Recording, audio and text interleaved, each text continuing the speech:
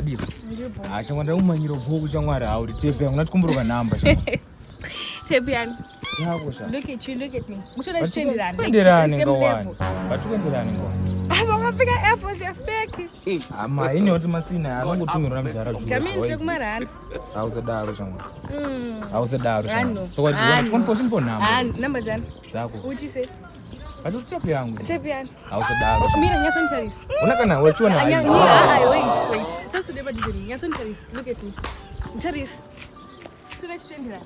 Batu tepe yangu. Sadara, what chingo zero.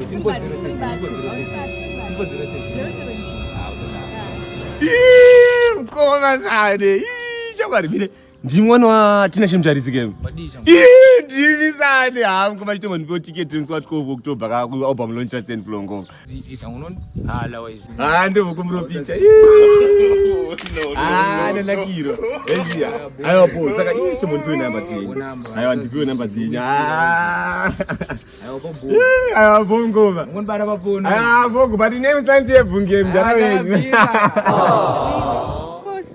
Ndiyo mwana waTinashe Mutarisi. Ndatoka kutango ndimiwa. But sorry when I didn't know kuti ndiyo mwana wake. Ndini chamwari. Saka ku album launch send from 12 October unongotoriko. Teteka duzara kwa ndizora. Tickets utori now. Sazviitike chamwari. Sorry kuko number dzangu chitora. God have mercy upon us.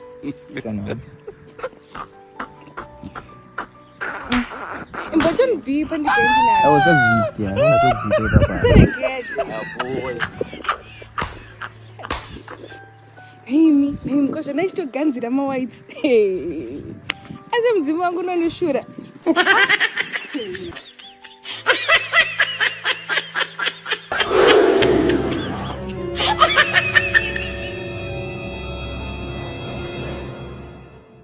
Baba, kurasi.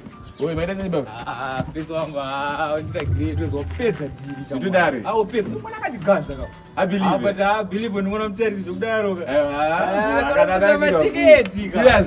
Bo. Aiwa, ufana kupedza sport. National anga shakachibaka baka tsana kuti kangotsimbisa ezi.